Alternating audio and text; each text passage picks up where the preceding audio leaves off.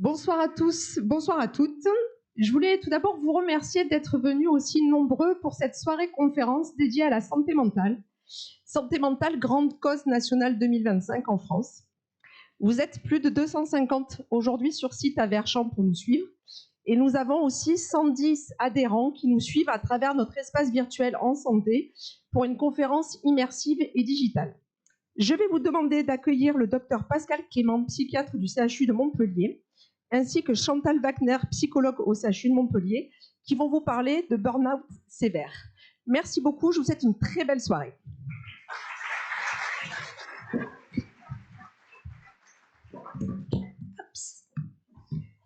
Alors, je vais mettre à niveau. Voilà. Vous m'entendez bien? Bon, déjà, je remercie beaucoup les organisateurs de nous avoir fait venir à cette rencontre. Finalement, à beaucoup de titres, je suis ravie de pouvoir échanger avec vous et avoir un tel public devant moi. Je ne vous imaginais pas aussi nombreux. Vous parlez du burn-out sévère, c'est compliqué parce que vous savez que le burn-out, c'est quelque chose qu'on a un peu beaucoup de mal à définir. Et c'est une pratique clinique que on est amené à avoir, Chantal Wagner et moi, depuis maintenant 7 ans, qui est le moment où, dans le cadre d'une restructuration à l'hôpital, j'ai été amenée à ouvrir, on va dire, ce parcours de soins. Ce parcours de soins, je ne l'ai pas établi parce qu'il m'avait été demandé initialement, puisqu'il s'agissait de monter une unité de prise en charge du trouble anxieux complexe. Et puis, je traitais déjà à l'époque, c'était depuis 2002, on était toutes les deux en binôme à l'unité de traitement des troubles anxio-dépressifs dans le cadre d'une restructuration à l'hôpital. Il y a eu une fermeture de lit et on m'a demandé d'ouvrir cette structure d'unité de consultation intensive. Et en très peu de temps, on a vu les demandes concernant les prises en charge du burn-out sévère grimper, avec actuellement une activité qui relève, donc on était 2 médecins au départ, je suis toute seule maintenant depuis 5 ans, de 600 à 700 nouveaux patients annuellement en file active, ce qui représente vraiment une demande considérable. Ayant travaillé depuis, donc moi je suis thésée environ depuis les années 2000, j'ai travaillé en libéral pendant 5 ans en activité au CHU, en activité mixte, avant de réintégrer le CHU à temps complet 5 ans plus tard. Et j'ai beaucoup travaillé sur l'unité de traitement et troubles anxio-dépressifs avec des prises en charge de la suicidalité.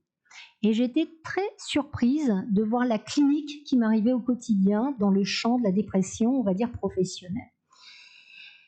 Moi, ce que j'aimerais vous dire par rapport à cela, vous savez tous que le burn-out n'est pas reconnu comme une maladie professionnelle. Ça a été beaucoup discuté à certains moments. Ayant moi-même un neveu qui travaillait au Sénat sur les dossiers santé, à ce moment-là, beaucoup discuté quand il s'agissait ou pas de le reconnaître comme maladie professionnelle, ce qui n'est pas le cas. Vous savez que, ou pas, qu'il a été défini dans c'est la 11e, je crois, révision de la classification des maladies internationales, donc définie par l'OMS, comme étant un syndrome conceptualisé résultant d'un état de stress professionnel chronique qui finalement n'avait pas évolué, on va dire de façon positive. Je crois que comprendre le burn-out, c'est comprendre que tout commence à la psychopathologie à l'origine de la psychopathologie du stress. C'est tout sujet, tout individu est à même de pouvoir réagir d'une façon ponctuelle à un état de stress aigu. Je pense même que le stress aigu et les modalités adaptatives, c'est-à-dire les réactions anxieuses adaptatives qui l'accompagnent, sont nécessaires à notre adaptation à l'environnement. Ils sont même absolument indispensables à notre adaptation à l'environnement. Sauf que l'individu, il se retrouve en grande difficulté ou quand il est exposé à un état de stress aigu, où ses capacités adaptatives, ses capacités de représentation vont être dépassées, ou alors, et ça c'est souvent beaucoup plus difficile de le repérer dans le cadre du burn-out, c'est une exposition qui va durer et qui ne va pas permettre forcément de temps de récupération suffisante pour pouvoir, on va dire, stratégiquement s'adapter au cumul des facteurs de risque que représentent les facteurs de stress environnementaux et les facteurs de stress environnementaux dans le cadre professionnel.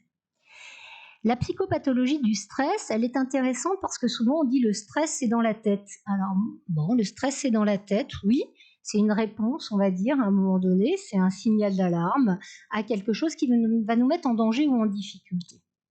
Mais le réceptacle principal d'un niveau d'anxiété qui va devenir d'abord physiologique, puis possiblement pathologique, c'est finalement le corps.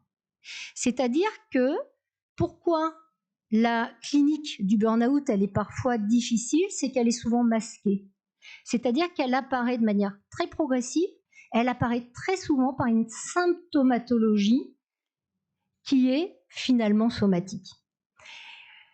Et ça, eh bien, c'est difficile dans le burn-out parce que longtemps, elle est masquée. Et très souvent, on a eu le temps de passer d'un état de stress chronique à un état d'épuisement, puis finalement, dans un continuum, à des troubles anxio-dépressifs sévères, avec parfois, malheureusement, ce qui va l'aboutir, c'est-à-dire, par exemple, des passages à l'acte, des velléités de passage à l'acte, voire des passages à l'acte suicidaires.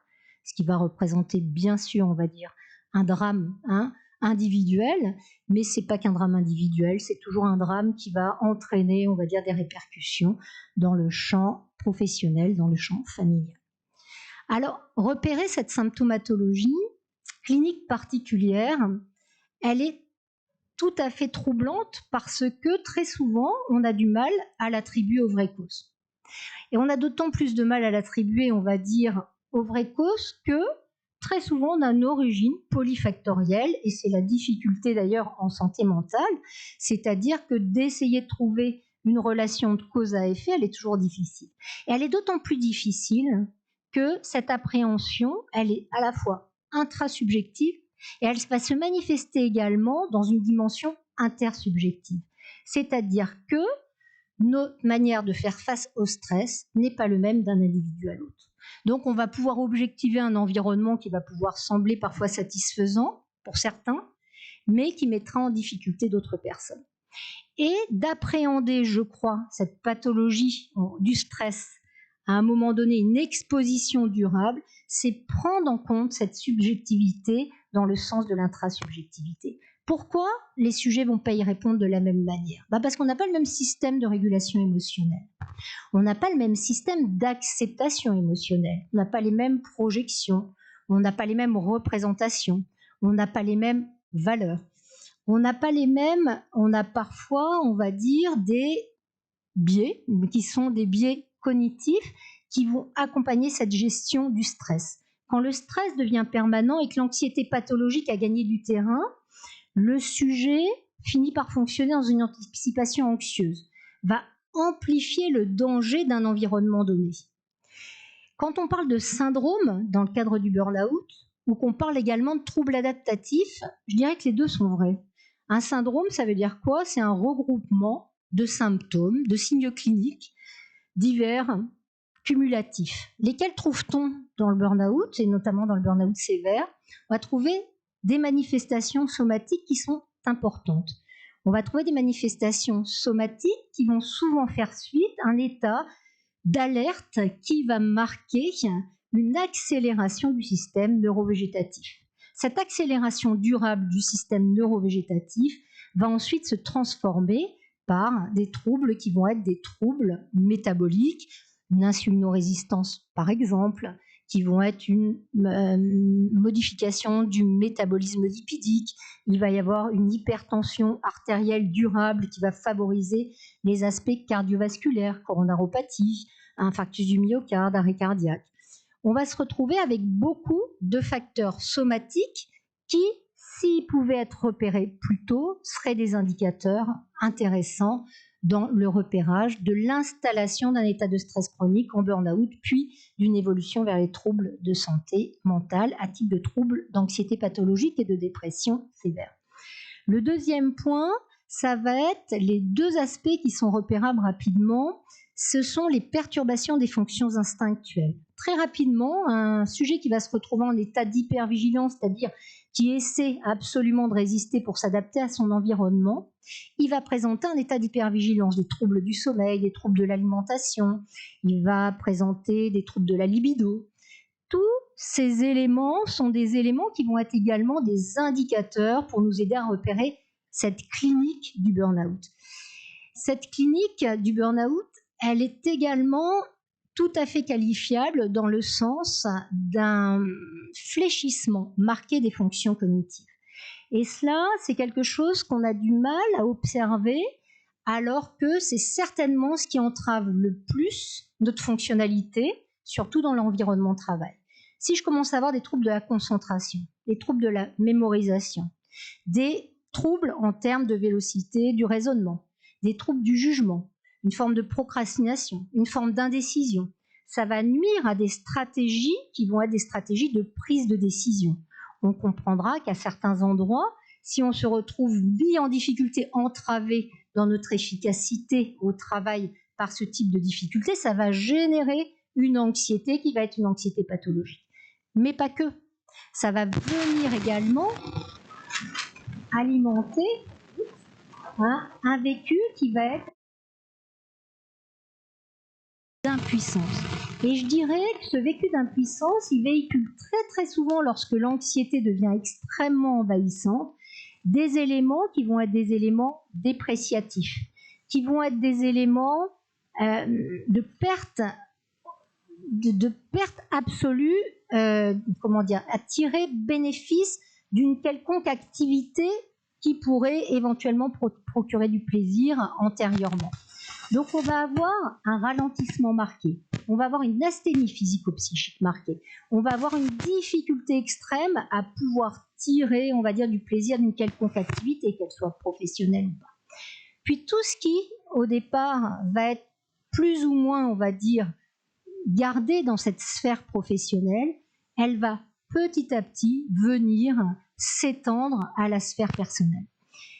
Et ça, c'est souvent un moment où les gens commencent à se dire mais que se passe-t-il ? Que se passe-t-il ? Comment est-il possible que j'ai pu modifier, on va dire, mon comportement ? Il va y avoir des troubles du caractère. La personne va arriver, elle va dire mais j'ai plus de patience quand je rentre à la maison. Je suis irritable, je finis par être agressif. L'autre me le dit, j'ai pas envie de le croire, je suis présent, absent. C'est tous ces signes qui vont être mis en exergue du côté de l'intersubjectivité, c'est-à-dire que c'est l'autre qui va nous dire. Parce que moi, je ne me rends pas compte.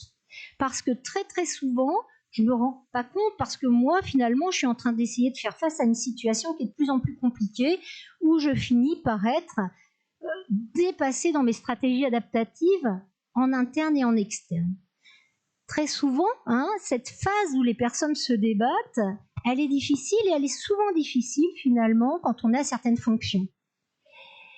Quand on a certaines fonctions de responsabilité, ça, bien sûr que souvent on me dit le burn-out, la valeur centrale et le travail. Bah oui, parce que si finalement tu n'es pas intéressé par la personne avec qui tu vis, elle s'en va, bah ça ne te touche pas beaucoup.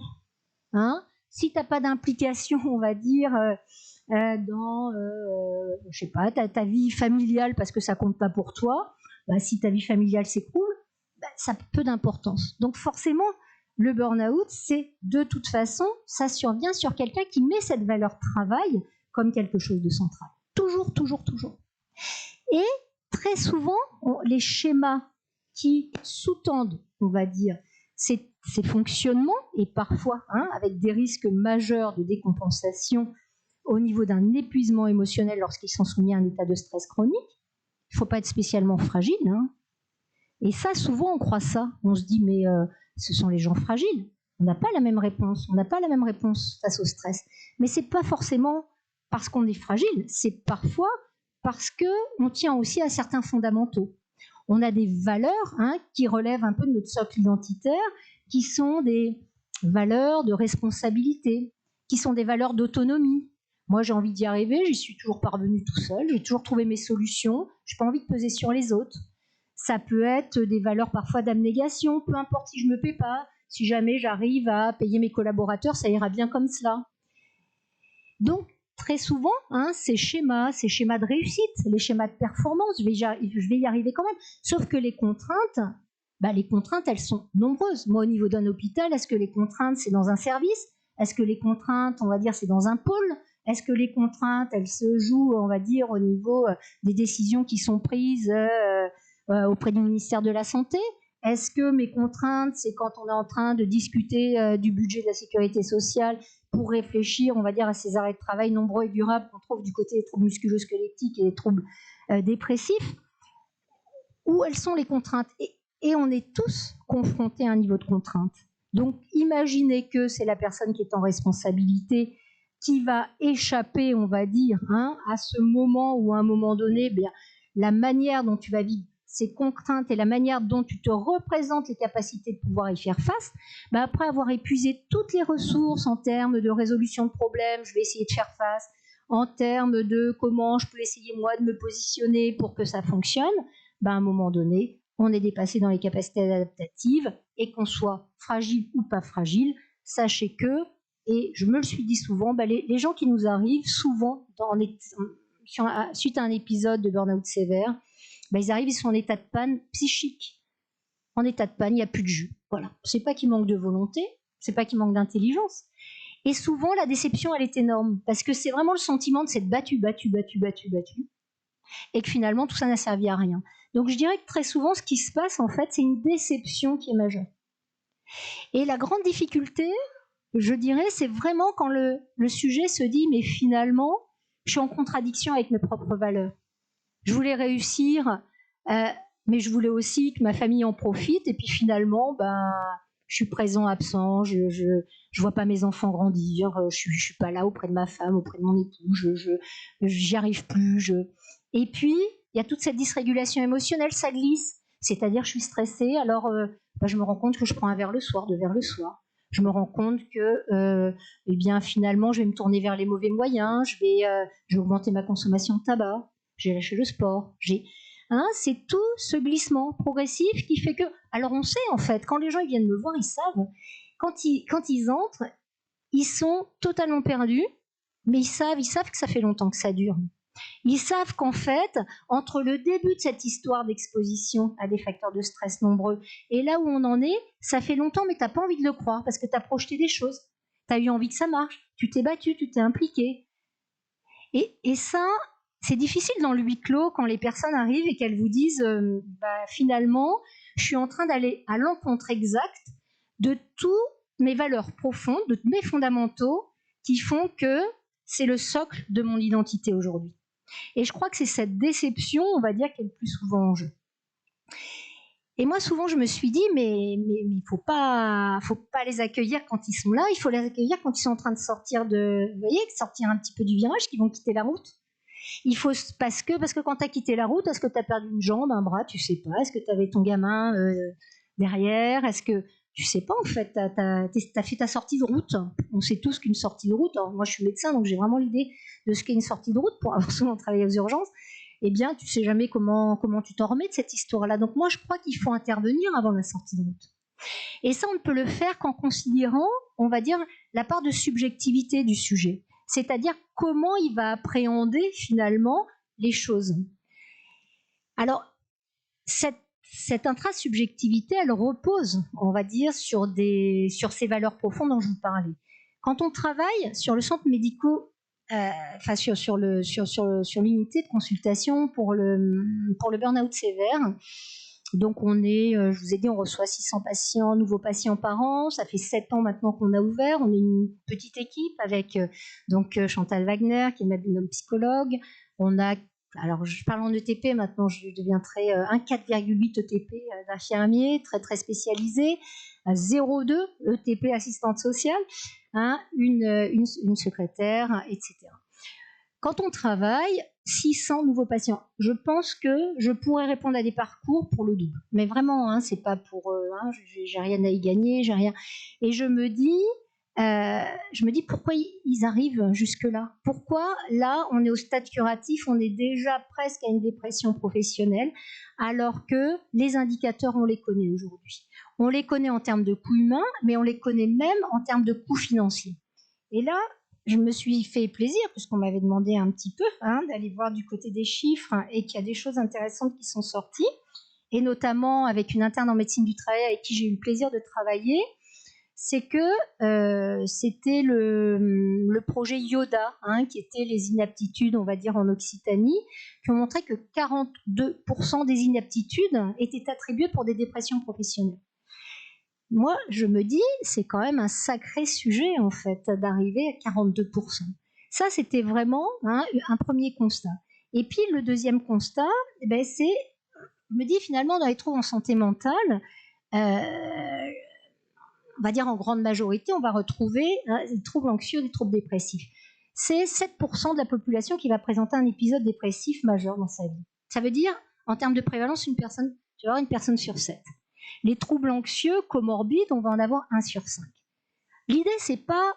Peut-être qu'on recule parce qu'on a peur des liens de causalité. On va se dire, mince, mais qu'est-ce qui va advenir si on me dit que des conditions de travail vont amener des troubles anxio-dépressifs. Mais les troubles anxio-dépressifs, ils peuvent interagir aussi sur un environnement de travail. Sauf que de toute façon, si on ne l'appréhende pas, si on ne le prend pas en compte, si on ne part pas du ressenti du patient, on ne va pas l'accompagner et selon moi, on aura une dysfonctionnalité qui va être majeure. Il y a des chiffres qui sont extrêmement intéressants, qui sont la troisième phase d'un rapport. C'est le rapport, c'est ETUI, E-T-U-I, qui est sorti en août 2024, semble-t-il, et qui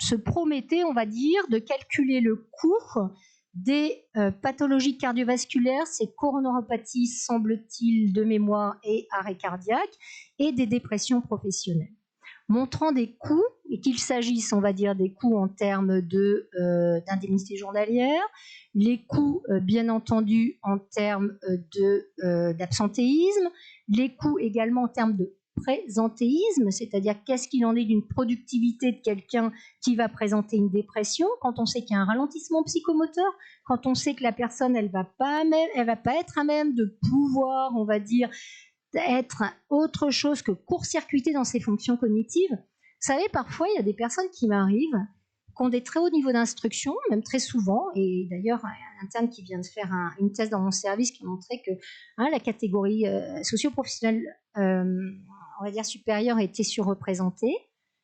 Ils sont plus capables de finir une phrase. Je suis obligée de regarder le dossier, je me dis, tiens, mais peut-être que c'est pas la personne dont il s'agit, c'est-à-dire qu'ils se retrouvent en court-circuit cognitif. Un court-circuit, ça veut dire que ça s'arrête, en fait. Ça s'arrête. Et ça, c'est troublant. C'est-à-dire qu'on peut bien me dire, moi, après, c'est un syndrome, c'est vrai. C'est un regroupement, on va dire, de symptômes. Ça, c'est juste. Qu'on dise c'est pas une maladie, pourquoi pas. Qu'on me dise c'est un trouble adaptatif, oui, mais pour des gens qui se sont tellement adaptés au risque de tenter de résister, qui s'y sont épuisés. Oui, c'est un trouble adaptatif parce que si jamais tu ne prends pas en charge dans les 6 premiers mois, dans les 6 derniers, tu vas avoir toutes les conséquences d'un trouble adaptatif qui ne va pas être traité, avec notamment cette symptomatologie anxio-dépressive grave et tout ce qui va en découler en termes de séquelles. Donc, à un moment donné, c'est l'importance d'agir le plus précocement possible sur le trouble adaptatif. Mais tu as aussi un aspect contaminant, en fait. Donc, ce n'est pas une maladie, mais tu as un aspect contaminant, parce que des personnes qui vont être absentes de manière récurrente, après, tu as celles qui restent. Et puis, celles qui restent, eh bien, ça va être celles qui vont forcément, on va dire, être obligées de soutenir l'absence des autres. Et qui vont se mettre eux-mêmes en suradaptation. Alors là, trouble adaptatif en suradaptation.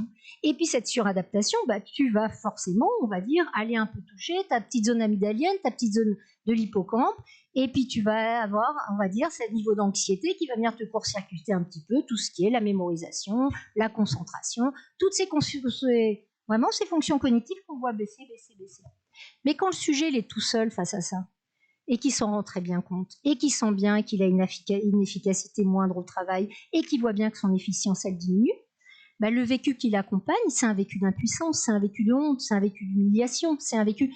Et surtout, tu n'es plus du tout à la hauteur, on va dire, tu es finalement absolument en conflit de valeurs. Alors être en conflit avec quelqu'un, et c'est ce dont Chantal va vous parler, bon, éventuellement, il y a toujours des solutions, mais être en conflit intrapersonnel, comment vous faites? C'est-à-dire vous êtes avec vous sans arrêt. vous êtes en conflit. Éventuellement, je suis en conflit avec la personne avec qui je vis, je peux toujours divorcer, mais avec toi-même, tu es en conflit intrapersonnel. Le conflit intrapersonnel, il va mener à l'effondrement timique, c'est pas possible autrement. Et cet effondrement et ce conflit intrapersonnel, si jamais tu n'en comprends pas les tenants et les aboutissants, tu ne pourras pas remettre en place, on va dire, de nouvelles stratégies adaptatives. Et c'est vraiment cette psychothérapie individuelle qui va être basée sur les valeurs centrales, sur les schémas qui sont vraiment comment dire, le reflet finalement de nos fondamentaux, qui vont nous permettre de remettre de nouvelles stratégies adaptatives en place qui vont être plus satisfaisantes par rapport à un environnement donné. Sauf que quand on est en position de responsabilité, on ne demande pas d'aide. Et vous savez pourquoi on ne demande pas d'aide? Parce qu'on a toujours pris l'habitude de se débrouiller tout seul. Et que demander de l'aide, bof. Bon, quand même, j'ai un schéma d'autonomie tel, si j'avais attendu qu'on m'aide dans la vie, j'en serais sûrement pas là. Mais moi, la première, c'est ce que je me dis. Je me dis, mais quand même, tu es médecin psychiatre, quand même, c'est toi qui es responsable de l'unité.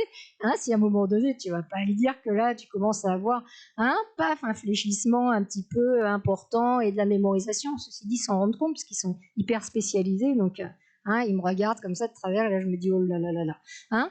Donc, c'est la difficulté, c'est-à-dire que souvent, ce sont nos schémas qui perdent leur plasticité dans ces moments-là, qui nous mettent le plus en difficulté.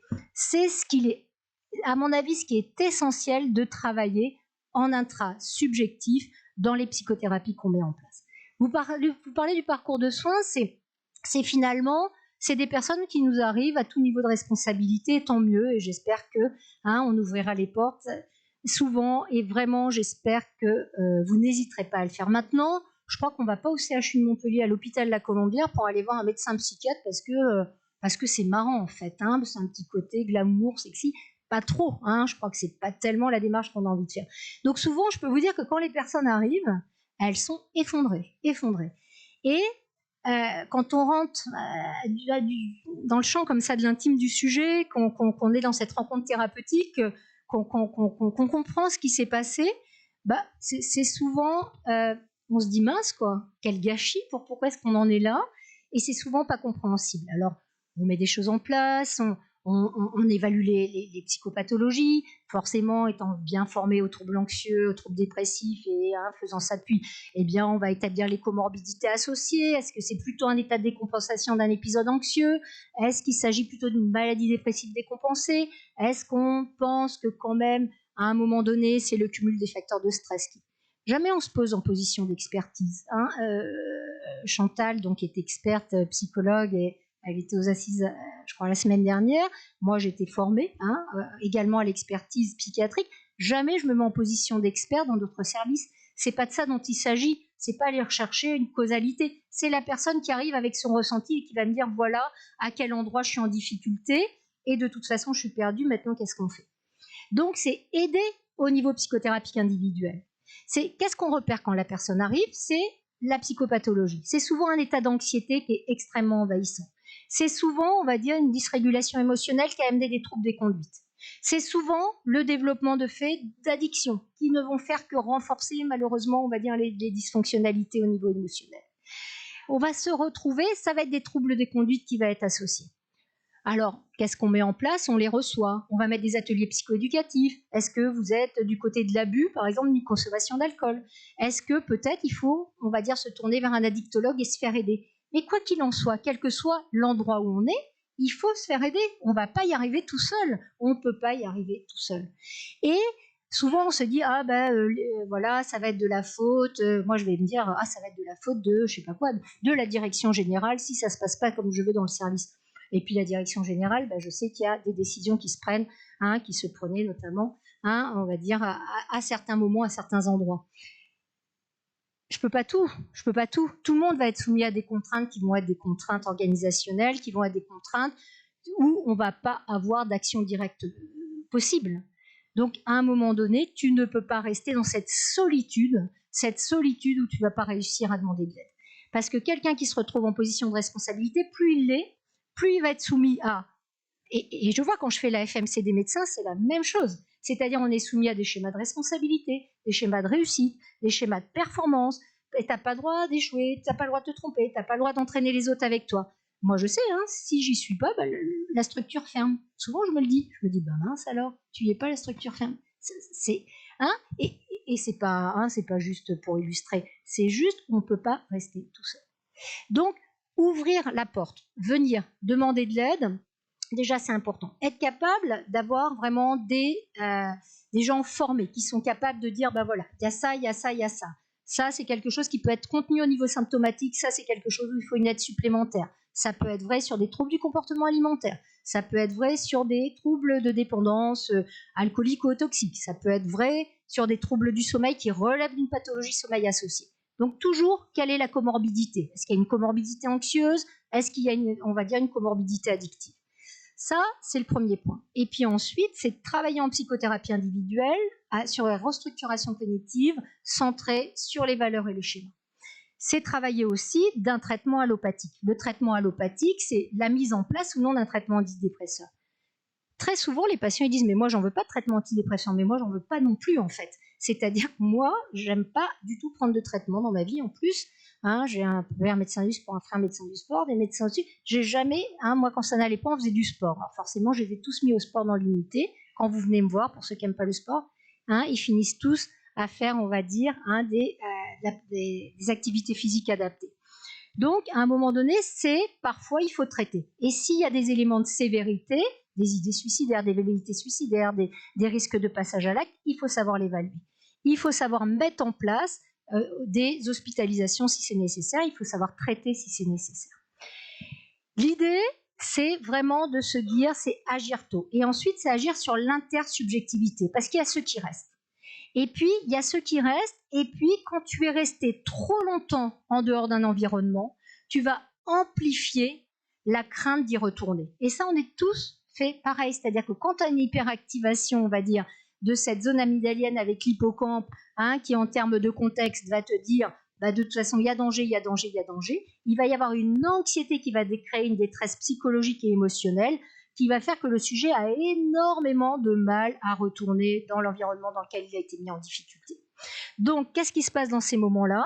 Il faut l'accompagner progressivement. Non seulement il faut l'accompagner progressivement, il faut l'accompagner pas à pas, et il faut l'accompagner, selon moi, en n'hésitant pas, si je peux me permettre, et jamais j'oserais dire aux uns, parce que je déteste qu'on le fasse moi dans ma discipline, ce qu'il faut faire ou pas faire, mais je pense que le temps partiel thérapeutique est quand même la possibilité de réaccompagner, on va dire progressivement les patients, tout en menant des actions thérapeutiques concomitantes. Et quand on travaille après avoir travaillé sur l'intrasubjectivité, sur la psychopathologie, sur la mise en place des traitements adéquats, à ce moment-là, on commence à travailler sur l'intersubjectivité. C'est quoi l'intersubjectivité? Ça va être comment je suis capable de me faire comprendre dans le milieu du travail, comment je vais formuler ma demande, comment je vais poser une limite.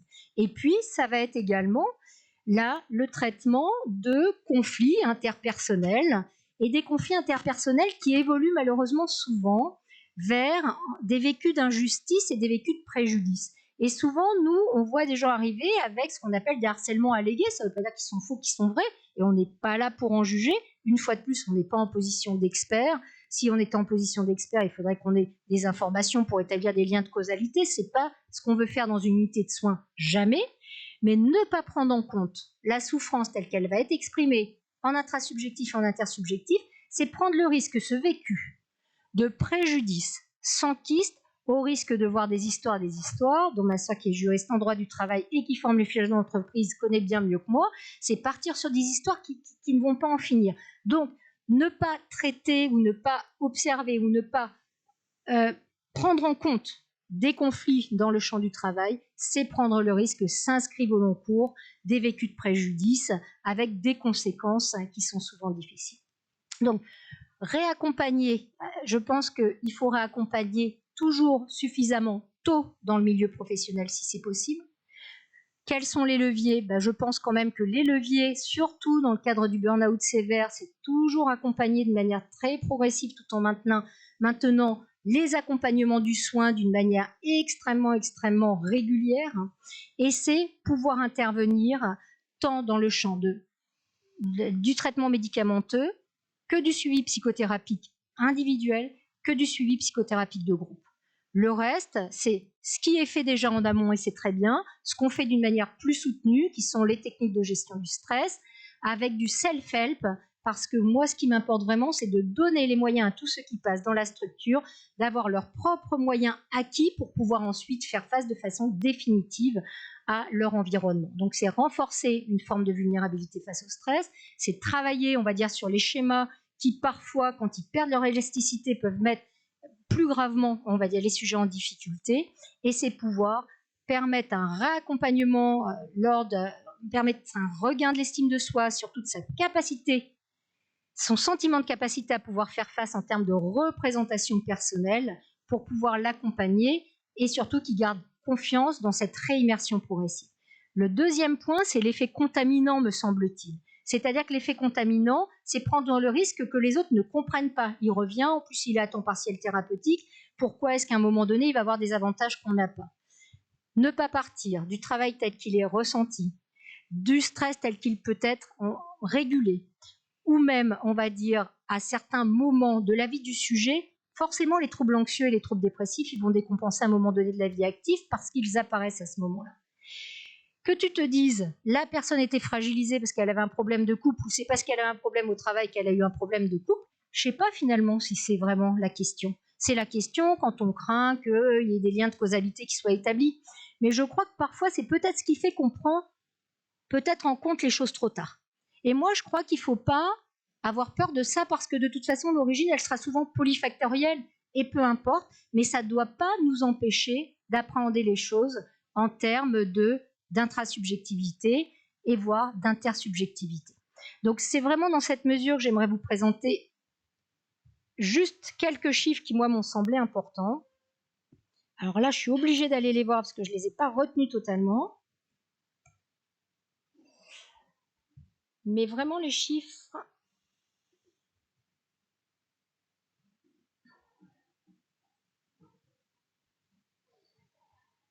Alors, sur les coûts, donc c'est vraiment le rapport qui a été rendu en août 2024. C'est Isabelle Nihammer et Hélène Sultan-Tayeb de l'Université de Montréal, et c'est la troisième phase du rapport sur des datas de 2015 et qui porte sur 28 pays de l'Union européenne, qui montre que le coût lié à la dépression, fourchette haute, fourchette basse, fourchette basse, fourchette haute, c'est 44,7 milliards à 103,1 milliards. Maladie cardiovasculaire, je disais coronaropathie arrêt cardiaque, c'était bien ça, 11,8 et 13,2 milliards.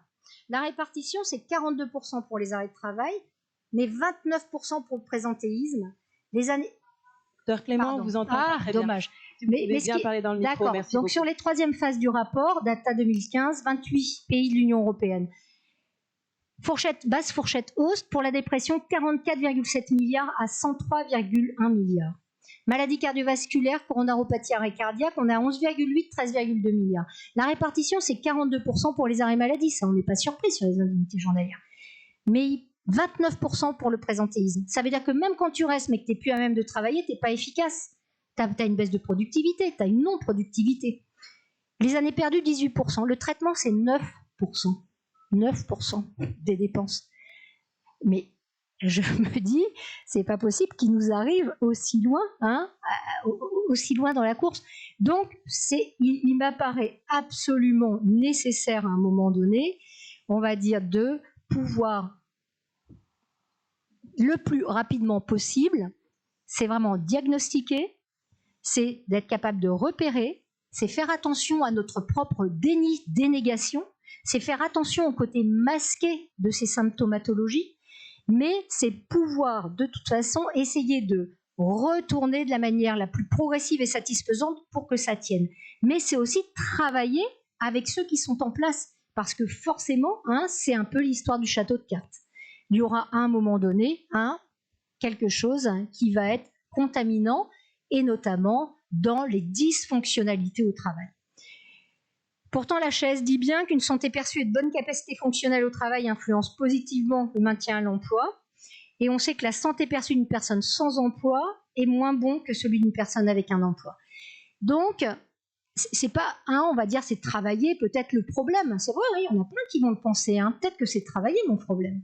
Mais moi, je pense pas que ce soit du tout le problème central des gens qui viennent en burn-out. C'est peut-être de s'être suradapté à un moment donné a des dysfonctionnements, hein, et en externe et en interne. Bien sûr, c'est la rencontre entre un individu, on va dire un environnement. Mais on ne peut pas juste poser la raison de la subjectivité, c'est-à-dire la personne est trop fragile, donc elle ne peut plus s'adapter. Alors dans ce cas, on est nombreux. Hein. Je peux vous dire que là, parce que là, en santé mentale, hein, ils sont représentés, c'est à peu près 13 millions, on va dire. On va se retrouver dans la population active avec des choses absolument merveilleuses. C'est-à-dire qu'on a 13% de burn-out sévères qui sont diagnostiqués. Alors on est nombreux à être fragiles. Hein. Ça, je pense que dans ce cas, hein, c'est beaucoup, beaucoup, beaucoup de patients. Donc, tôt dans la prise en charge, repérer, faire attention à une clinique qui est parfois extrêmement trompeuse et n'attendons pas la sortie de route. N'attendons pas la sortie de route et un responsable qui fait sa sortie de route, il ne faut pas croire, il embarquera tout le monde. Les gens, ils sont en état de panne, souvent c'est ce que je dis, quand tu es en état de panne, l'économie psychique, c'est comme l'économie financière. Voilà, t'es où? T'es en état de faillite, bah, tu fais quoi? Tu peux pas payer les autres. T'es en état de panne psychique, bah, qu'est-ce que tu fais? Tu peux pas non plus donner aux autres, pas plus à ta famille que tu peux donner, on va dire, dans le champ professionnel. Donc, je pense que à un moment donné, ça ne peut pas fonctionner. Il faut, selon moi, aborder les choses de l'intrasubjectivité, l'intersubjectivité.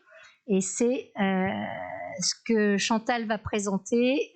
C'est un groupe psychothérapie très intéressant qu'elle a monté sur l'unité pour travailler spécifiquement sur ces aspects-là. Je vous remercie beaucoup de votre attention et je me tiens disponible pour vos questions.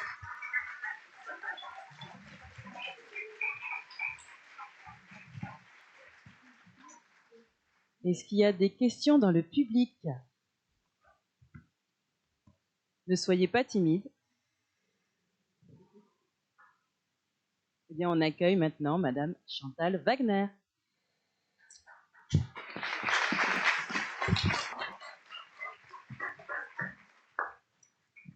Donc, je vais faire un peu court. Je vous présente quoi? On a mis en place effectivement au niveau du CHU un outil, finalement un outil de prise en charge hein, au niveau qui va cibler la gestion de conflits. La gestion de conflits, pourquoi? Parce qu'effectivement, bien souvent, quand les gens sont en burn-out, soit ils croulent effectivement sous des tâches impossibles et une exposition durable et insupportable au stress, soit effectivement il y a des problèmes, des soucis et donc des conflits. L'idée de ce groupe, c'est d'être 10 environ patients et de développer sur 5 séances un autre rapport et une autre façon de penser et de comprendre le conflit. C'est pourquoi? Parce qu'effectivement, qu'est-ce qu'un conflit déjà, peut-être? Un conflit, c'est quand deux personnes, par exemple, deux groupes, deux entités, ont des intérêts différents, voire antagoniques l'un à l'autre. Voilà. Partant de là, l'idée pour nous, ça va être de permettre aux patients de comprendre des fois il y a des conflits, l'autre me menace, l'autre me fait peur, l'autre me précarise, etc. Mais de permettre aux patients d'entendre que l'autre défend aussi, toujours dans le conflit, des intérêts, parfois impérieux, propres ou professionnels. C'est-à-dire qu'il y a finalement deux pôles qui vont lutter pour leur bien. Alors, ça peut être à juste titre ou pas. Hein. C'est-à-dire si... Enfin, je vais essayer de faire un petit peu court. Donc, l'idée, c'est effectivement de permettre aux patients de se décentrer par rapport à la menace que va représenter l'autre dans le conflit. Alors, si effectivement, moi, N+1 ne m'a pas la bonne, mais m'a dans le pif, effectivement, voilà, je vais pouvoir à un moment donné... eh bien, peut-être avoir peur d'une sanction, peut-être avoir peur de perdre mon job. Bien souvent, les patients, il y a effectivement un rapport conflictuel, insécurisant, précarisant. Bien souvent, il y a des patients qui vont effectivement parler de situations où eh bien, le vent a tourné et après des évaluations spectaculairement bonnes, tout d'un coup, on va leur dire que là, désormais... les choses se passent moins bien, on va donner l'air de quelque chose, voilà, sans leur donner vraiment la chanson, mais ils vont entendre qu'en fait, effectivement, leur place n'est plus assurée et qu'ils vont devoir la défendre. L'idée centrale de cet outil thérapeutique, c'est de permettre aux patients non seulement de comprendre ce qui, dans un conflit, va lui appartenir en termes de stress, de réactivité, mais de percevoir aussi que l'autre ce n'est pas parce que l'autre nuit à mes intérêts qu'il est méchant. L'autre essaye de défendre à tout prix ses intérêts, et qu'à un moment donné, il y a un rapport de force qui se met en place. Permettre au patient de comprendre que son esprit, sa psyché, va avoir tendance à surdramatiser à la hauteur de l'éprouvé ou de la menace réelle que l'autre représente pour mon job, mes crédits, ma vie, ma famille, etc. En fonction de plus la menace va être importante, et plus le cerveau, l'appareil psychique va avoir tendance à faire ce qu'on appelle finalement des identifications projectives, c'est-à-dire à la hauteur de la menace que représente l'autre, eh bien je vais lui prêter une malveillance, une agressivité, une intention hostile, et plus je vais me mettre en situation d'agitation affective, émotionnelle, anxieuse, et plus à un moment donné, je ne vais pas voir que je vais répondre simplement moi-même de ma propre agitation en fonction de ce que je projette sur l'autre. Permettre au patient de se décentrer, d'entendre que l'autre fait exactement la même chose. Quand il y a un manager, par exemple, à qui on va dire t'en as 8, on en enlève 2, soit il en enlève 2, soit il perd le job. Donc voilà, c'est réussir effectivement, permettre aux patients de comprendre qu'à un moment donné, il peut y avoir effectivement cette plus-value-là projective pour eux, que chacun joue quelque part sa nécessité, et qu'il y a un outil qui s'appelle la négociation raisonnée, et qui normalement va pouvoir leur permettre, à condition de pouvoir se mettre un petit peu à distance émotionnelle, de rester dans une relation pour à un moment donné pouvoir s'engager sur une meilleure compréhension des attendus de l'autre. Qu'est-ce que l'autre me veut? Pourquoi il agit ainsi? Quels sont ses intérêts? Quels sont ses buts? Et de pouvoir un petit peu mieux contrôler ce qu'il en est de sa situation, et éventuellement la négocier. À terme, qu'est-ce qui se passe? J'arrive directement à la conclusion puisque nous faisons court. L'idée, c'est quoi? C'est de permettre au patient, alors bon, il a eu tout un parcours, il était burn-outé, tout s'était caramélisé, etc. Il arrive à la fin, et là, qu'est-ce qu'on fait? On le fait gagner en compétences, en savoir-être, c'est-à-dire, oui, je vais avoir tendance à un moment donné à surdramatiser, surinterpréter, parce que je suis anxieux. Quand je suis déprimé, si je suis en dépression hostile, je vais me sentir un petit peu persécuté. Donc, mieux comprendre un petit peu les problématiques de stress, la régression anxieuse, savoir aussi que, à un moment donné, on a cette résistance-là au stress qui fait qu'à un moment donné, quoi qu'il arrive, au bout de quelques mois d'une situation de tension insécurisante, on va perdre en objectivité, en lucidité. Mais que s'il arrive à se décentrer, à composer plutôt qu'avec sa problématique, avec celle de l'autre, il va réussir du coup à moins se remettre en question, à moins finalement... pourquoi moins se remettre en question? C'est-à-dire que si effectivement on doit en sortir d'eux, on va pas le dire, on va vraiment donner l'air et on espère que l'autre va entendre la chanson, mais c'est compliqué. Et qu'est-ce qui se passe? Si on insécurise un petit peu l'autre et qu'il n'entend pas l'air ni la chanson, il va commencer à travailler un peu plus, par exemple, pour se sécuriser. Mais voilà, c'est-à-dire, j'en faisais peut-être pas assez, donc je sais plus faire 8h, 20h, je vais faire 6h, 21h.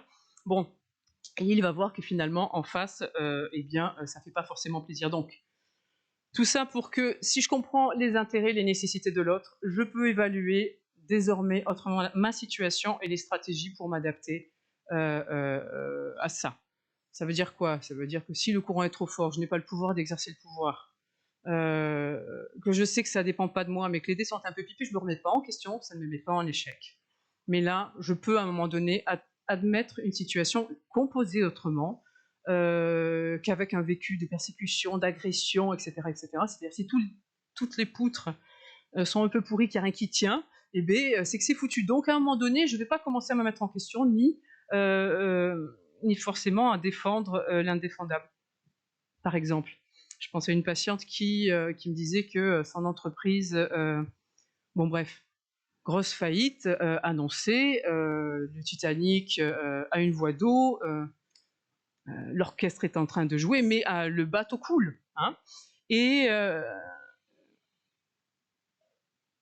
qui, malgré cette situation-là, ne pouvait pas entendre qu'on puisse ne pas... Enfin, qu'est-ce qui s'est passé pour cette entreprise? C'est qu'elle a commencé à écoper l'eau, c'est-à-dire dernier arrivé, premier parti, et puis les CDI, et puis etc. etc. À un moment donné, hein, on essaye de réduire la voilure. Elle en appelait, en fonction de ses valeurs, au droit du travail, au respect du droit du travail, au respect du principe de réalité et de la reconnaissance. Sauf qu'à un moment donné, l'autre a des intérêts impérieux, et que si je n'en tiens pas compte, je vais me blesser parce que quoi? Parce qu'on ne peut pas lutter contre ce courant. Si le bateau coule, hein. Et l'idée, c'est effectivement de permettre au sujet d'admettre des situations qu'il ne peut pas, en temps normal, accepter. J'ai, par exemple, mes valeurs travail, et je me blesse en permanence de voir que ces valeurs ne sont pas celles de mon employeur. Ben là, on peut permettre aux gens aussi de, finalement, voir qu'ils se blessent eux-mêmes, voire se mettre en difficulté sur des valeurs ou sur des problématiques personnelles à l'endroit desquelles ils sont aveugles. Problématiques personnelles, ça va être quoi? Si Donald Trump est mon collègue de bureau, ça va être un peu punk. Si je suis abandonnique et que voilà, je suis facilement insécurisé, que j'ai besoin qu'on m'aime et qu'on me prête de l'attention, forcément, la situation va émotionnellement et narcissiquement et affectivement, pour moi, dégénérer assez vite. Et plus je vais être insécurisé, plus je vais être régressé, et plus j'aurai besoin que l'autre me sécurise et que Donald me dise oui, je t'aime. Et sauf que effectivement, plus je vais m'effondrer, sachant que Donald visiblement n'aime pas les faibles, plus il va me mépriser, ça va être compliqué. Tout ça pour permettre aux gens de quoi? Bon, je prends des fois des Charlie Ingalls et des Donald Trump ou des Colombo pour permettre au groupe de vraiment visualiser des problématiques assez brillantes et de leur permettre de comprendre que des fois, on répond de sa problématique à l'insu de soi-même et dans l'interrelation à l'autre. Et qu'on peut se mettre en difficulté, voire projeter des choses sur l'autre, indépendamment de ce qu'il met vraiment en place. Donc, permettre aux gens de gagner en compétences, en savoir-être, en savoir-faire, leur permettre aussi de dédramatiser à travers le partage de leur expérience, puisqu'on va travailler, on fait quand même un tour de table, chacun va présenter un petit peu sa situation, moi après je vais présenter ce que j'ai à présenter en termes d'outils, de concepts, etc.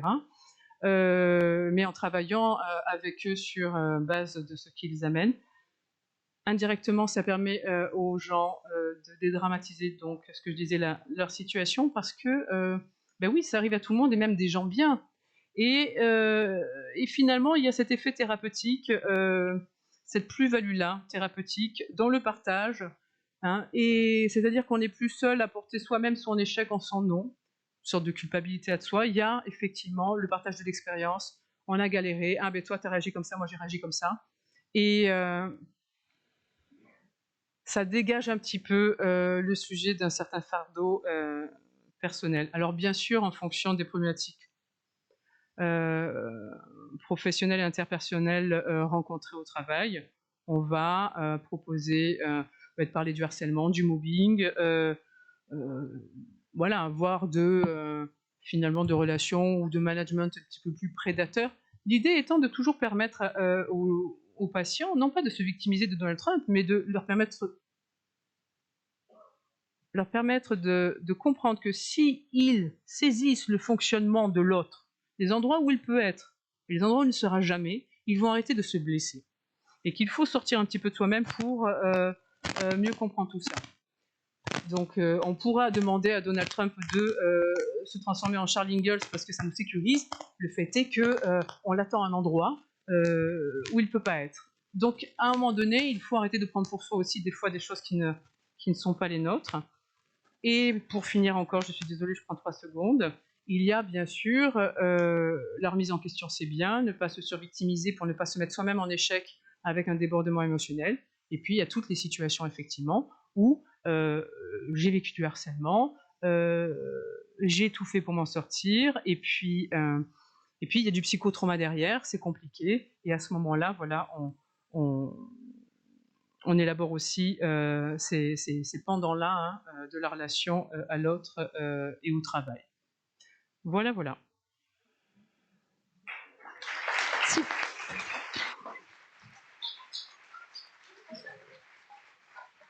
Merci beaucoup, Dr Clément, et bon, merci beaucoup, Madame Wagner.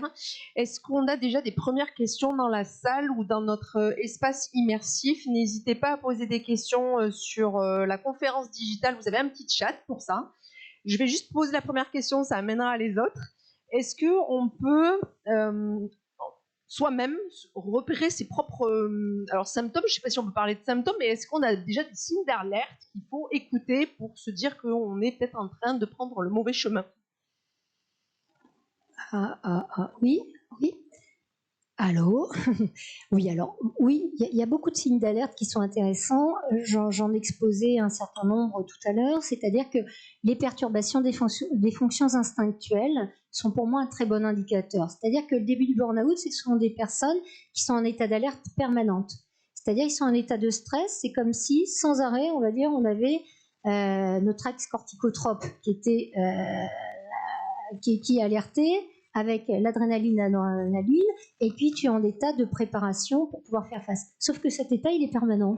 Il est permanent, donc tu vas travailler la nuit, tu vas pas réussir à t'endormir, tu vas travailler le matin en te demandant ce que tu as à faire, tu vas commencer à anticiper la journée de demain. Par exemple, moi, je voulais vous amener des chiffres, alors j'ai anticipé ce soir, ça m'arrive pas souvent, mais là, j'ai vraiment anticipé. Je me disais, mince, il faut vraiment que je retrouve des chiffres très récents, très parlants, etc.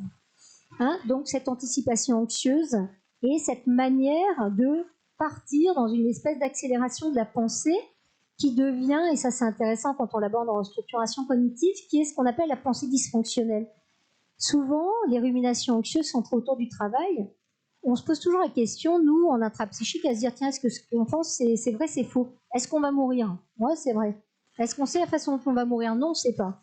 Est-ce que ça vaut le coup là, de tourner en boucle en train de te demander quand est-ce que tu vas mourir, de quelle façon? Bah ça c'est pas utile. Et ça te prend une énergie psychique qui est monumentale.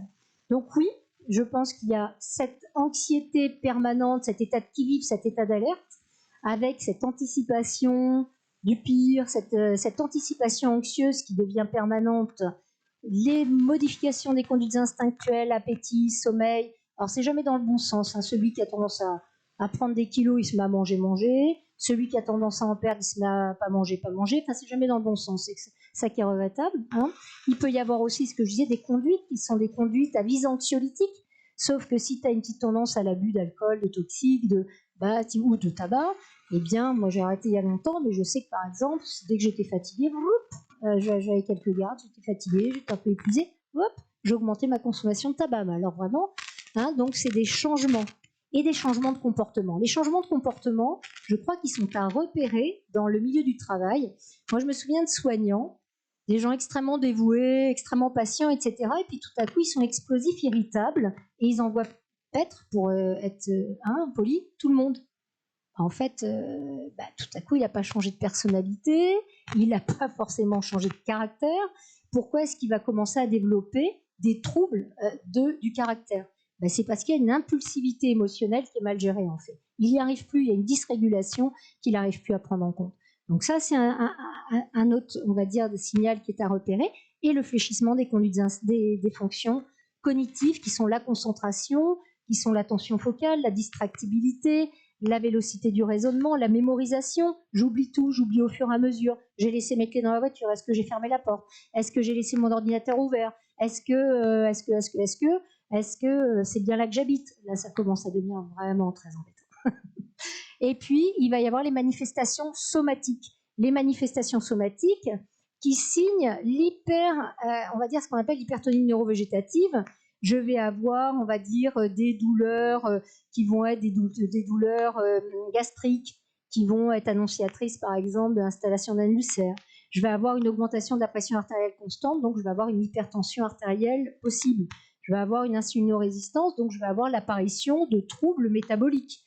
Donc tu vas faire un bilan, tu vas voir tout à coup il t'apparaît une dysrégulation du sucre, des triglycérides, à moins que tu ne manges quand même pas dire ça ce soir, hein, mais à un moment donné, on va avoir des manifestations physiques. Et moi, je vois les gens arriver, ils ont déjà une altération d'état général, des pertes de poids significatives, etc. Mais les premiers signes, je dirais, ce sont les signes de cette hypervigilance permanente, vraiment les modifications des conduites instinctuelles, appétit, sommeil, libido, le fléchissement des fonctions cognitives avec une perte d'efficience, et les modifications du caractère et de l'impulsivité émotionnelle, et les dysrégulations qui vont nous amener à des conduites compensatoires. Je dirais que ça donne déjà des éléments marqués, et une anxiété anticipatoire avec l'impression finalement de quelque chose de généralisé en termes de la manière dont on va vivre l'environnement. C'est-à-dire tout me stresse en fait, tout me stresse. On va m'appeler ça me stresse, je vais regarder le mail, ça me stresse, et souvent on va développer des séquelles, c'est pour ça que je parle de troubles adaptatifs, qui sont que si on est mis trop longtemps en dehors de l'environnement professionnel, on va développer des attitudes de fuite, ce sont des coping normaux. On essaie de fuir ce qu'on redoute parce qu'on n'a pas envie d'être de nouveau exposé à un niveau d'anxiété qui va être envahissant, extrêmement désagréable à vivre. C'est parce qu'on essaie d'éviter ça qu'on finit par ne plus réussir après à se sentir capable de faire face avec une détresse psychologique et une détresse émotionnelle majeure. Merci. Est-ce qu'on a des questions sur le digital ? Anne-Sophie, nous avons une question de l'espace virtuel en santé. Théo va vous l'expliquer de suite. Alors, bonsoir. Il y avait déjà eu une première question qui était sur l'explication de ce qu'était finalement le burn-out sur la partie vraiment sémantique et psychologique. Mais vous venez finalement d'y répondre avec ces explications. Et il y avait autre chose, c'était sur la prise en charge du patient, où on était à la croisée finalement entre tout ce qui était institutionnel, au niveau du droit, au niveau social, au niveau tout ce qui est institutionnel, toutes les institutions. Et donc, comment est-ce que on peut avoir à un moment donné un patient qui est complètement en décalage avec ces institutions? Comment se passe cette prise en charge?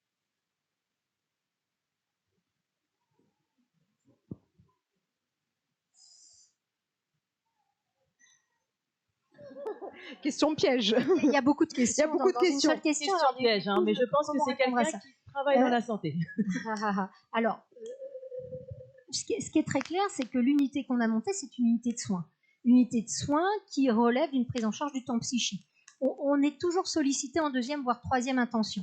Je remercie d'ailleurs beaucoup les médecins du travail ici présents, la confiance qui nous marque à chaque fois, qui nous envoient des personnes qu'ils ont pu évaluer finalement en état de burn-out léger, moyen ou sévère. Malheureusement, c'est souvent, on va dire, sur des états avancés, mais on n'arrive pas à prendre certainement, on va dire, suffisamment tôt les gens. Donc, on est une unité de soins dans un temps psychique. Après, je pense que c'est donc l'articulation, donc deuxième, troisième intention, c'est l'articulation, moi, qui me semble essentielle, déjà avec l'interface, on va dire, professionnelle et l'interface. Après, que les personnes relèvent d'un temps juridique, on peut les conseiller, on peut les orienter, on peut les aider, mais par exemple, ça c'est le métier de ma sœur. Elle est juriste en droit du travail, elle défend des dossiers de salariés, elle forme les chefs d'entreprise à l'État Paris. C'est plutôt, on va dire, des questions qui sont selon moi juridiques. Alors, que nous, on connaisse bien cette interface-là, c'est aidant. Mais à aucun moment, on a une position qui va être une position d'établir une causalité. Et c'est pour ça aussi que je pense très important que tout un chacun peut venir, que ce soit quelqu'un qui soit chef d'entreprise, quelqu'un qui en soit salarié. Et parfois, dans les groupes de gestion de conflits, et Chantal ne l'a peut-être pas suffisamment dit, mais justement, c'est parce qu'il y a des personnes avec des positions très, très diverses et variées qu'il est parfois très intéressant de remettre en perspective, finalement, la manière dont on vit les choses. Et ça, c'est d'une efficacité, selon moi, importante. Mais on n'a pas d'action à mener au niveau... Enfin, je ne pourrais certainement pas y prétendre. On est à l'articulation de ce temps, on va dire, médico-psychique, et on essaie de le faire en continuité, donc avec tout ce qui est axe de prévention. Actuellement, d'ailleurs, on a monté pour... bon, vous savez que le syndrome du burn-out a été défini au départ à partir de soignants qui étaient en effet surinvestis dans leur champ. Et aujourd'hui, donc, on essaie de travailler sur la prévention primaire et secondaire avec la santé publique et la médecine du travail à l'hôpital pour pouvoir travailler le plus précocement possible. Après, il s'agit d'articulation avec le monde du travail et le monde juridique. Et on essaie de travailler par contre avec tous ces gens-là, ce qui là me semble essentiel. Jamais position d'expert quand on accueille des patients, quels qu'ils soient, sur l'unité. On n'est pas là pour ça, on n'a pas les moyens selon moi, et on se tromperait totalement dans l'accompagnement du sujet si on le faisait. Merci beaucoup, Dr Clément, pour cette réponse très complète. Nous avons une autre question du public cette fois. Madame, je vous laisse vous présenter. Merci beaucoup. Bonsoir. Donc, Madame Abdelaoui, directrice de Allô. Bonsoir. Bonsoir. Je voulais vous remercier pour les deux présentations qui ont répondu énormément aux questionnements, enfin, en tout cas au moment où on s'est inscrit à cette soirée. Moi, pour rebondir un peu sur la première question, on a parlé des signaux d'appel du patient, du salarié. En tant que manager, employeur, etc., je suppose que ces signaux, si on est sensibilisé, comme on vient de l'être là, on peut les entendre, les voir, etc. Quelle peut être notre pratique? Alors bien évidemment, on peut renvoyer vers la médecine du travail, etc. Mais en tant que manager, au moment où on a ces informations, en tout cas, on les détecte, qu'est-ce qu'on peut faire? Est-ce qu'il y a des outils? Alors, il y a juste aussi un point que je partage complètement. Vous avez dit, c'est pas la fragilité du salarié. Et je pense que c'est vraiment important qu'on entende ça. Ni du manager, hein. Ni du manager, oui, bien sûr. Du salarié, de l'individu. Du patient, de l'individu.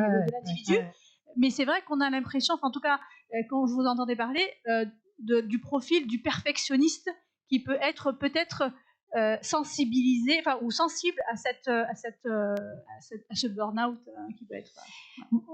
Oui, je pense que la vulnérabilité, alors je l'ai souvent pensé quand je faisais la DPC des médecins généralistes, que je fais régulièrement, j'adore ça, parce qu'on va toucher à ses propres représentations. On touche à nos propres représentations, et nos propres représentations, elles sont parfois, finalement, on les retrouve dans certaines fonctions, on peut le prendre comme on veut, c'est-à-dire un schéma de responsabilité, on va plus le trouver quand quelqu'un occupe un poste à responsabilité. Un schéma d'exigence, de performance, de réussite, etc., on va la trouver. Il y a parfois des éléments de surcompensation. Moi je vais peut-être parler de mon métier, c'est plus facile. On voit très bien que être confronté à un sentiment d'impuissance quand tu es face à la maladie, à la mort, des fois je me dis, vous savez, j'ai un père médecin, un frère médecin, un grand-père médecin, un arrière-grand-père médecin. Des fois je me dis, c'est plus une valeur, c'est un gène, c'est plus, vous voyez, c'est même plus des valeurs transmises. Parfois je finis presque par imaginer. Et je me dis, finalement, qu'est-ce qui a été transmis au travers de tout ça? C'est les valeurs fondamentales, et souvent en plus elles nous sont transmises par contrat personnel ou parfois par identification de gens qui comptent pour nous. Donc on est souvent prisonnier de cela, et moi je crois que c'est pas les signes qui manquent, c'est qu'on n'a pas envie de les regarder parce qu'ils viennent contrecarrer, on va dire, certains de nos schémas qui relèvent de notre identité. Donc moi j'ai pas envie que tu y touches puisque c'est mon référentiel. J'ai pas envie qu'on me dise, mais ton papa il a arrêté de travailler à 65 ans, là il en a 85, il a justifié de continuer à travailler pour la désertification des campagnes. Je trouve ça touchant, je l'aime beaucoup, et moi ça me plaît, et en plus j'admire cela. Donc si on vient toucher à ces représentations et qu'on me dit, mais c'est complètement bête, c'est quoi cette histoire, il pourrait pas essayer un peu d'aller se promener à la campagne, aller faire autre chose. Moi je crois que son identité elle est tellement inhérente, on va dire, à cette valeur essentielle, et je sais très bien que quand on est en train que je suis en train de compenser en me disant, allez, vous savez, une chose qui est troublante, c'est pas qu'on le voit pas. Vous savez, c'est souvent ce que je dis aux patients. Ils disent, moi, fumer tue, je l'ai su dès que j'ai commencé à toucher ma première cigarette, avec 4 médecins au-dessus de la tête. En plus, je crois que je le savais même quand je sortais du ventre de ma mère. Sauf que c'est pas pour autant que j'ai arrêté tout de suite de fumer. J'ai fumé un certain nombre d'années avant d'y arriver. Et je crois que c'est pas qu'ils repèrent pas, parce que toujours dans le huis clos, il y a un moment, je le sais bien, ça fait longtemps que ça dure. Je sais que je suis là-dedans, je sais qu'il y a des signes, je sais que je suis absent-présent à la maison, je sais que je suis toujours fatiguée, je sais que je me réveille au milieu de la nuit, je sais que je me réveille avec des crises d'angoisse, je sais que j'ai des céphalées de tension, je sais. Il les repère en fait. C'est rare que des patients dans le huis clos me disent pas, voilà, je sais que j'ai perdu toute envie. Et vous savez, souvent, ce qui me trouble le plus, c'est l'aspect de dissociation clinique. C'est-à-dire, la dissociation, c'est la mise à distance de notre éprouvé émotionnel. Sauf que ne plus ressentir au travail, c'est affreux, mais ne plus rien ressentir même dans ta vie, en fait. Tu sais que les choses, elles devraient te procurer du plaisir. Tu sais que tenir ton enfant dans les bras, ça devrait compter, eh bien, tu n'arrives plus à l'éprouver. Et je crois que cette mise à distance de l'éprouvé émotionnel, qui est une mauvaise manière de se protéger, mais qui est souvent la seule, elle est souvent apparue assez précocement, en fait, quand on reprend dans le huis clos. Et c'est souvent d'ailleurs des moments qui sont, moi je trouve très touchants, moi j'aime beaucoup en fait cette rencontre thérapeutique. Je crois que si, si je devais, on va dire, vous faire part de cette centralité de sa valeur de travail et d'accomplissement. Et je crois que quand on arrive justement à aller dans le sens de cet accomplissement et qu'on arrive par contre à s'arrêter avant qu'il soit trop tard ou à respirer avant qu'il ne soit trop tard, on ne doit pas en avoir honte. Et peut-être qu'on est trop prisonnier de ça. Et là, il y a un interne récemment de la médecine du travail qui a fait une thèse très intéressante sur l'équilibre vie professionnelle, vie au travail. Et il dit souvent, on parle des aspects négatifs, de la répercussion du travail, mais on ne parle pas aussi des aspects positifs. Et c'est vrai qu'il y a une interaction qui peut être extrêmement vertueuse, mais elle devient absolument délétère quand à un moment donné, elle vient se répercuter très négativement sur la vie de famille. Quand tu n'arrives plus à éprouver un quelconque plaisir à ce qui t'animait précédemment, moi je crois qu'il faut commencer à se poser des questions et c'est même déjà tard. Donc oui, il y a plein d'éléments qui seraient judicieux d'apprendre à repérer. Et ce qui nous empêche, c'est qu'on n'a pas envie en fait de le penser comme ça.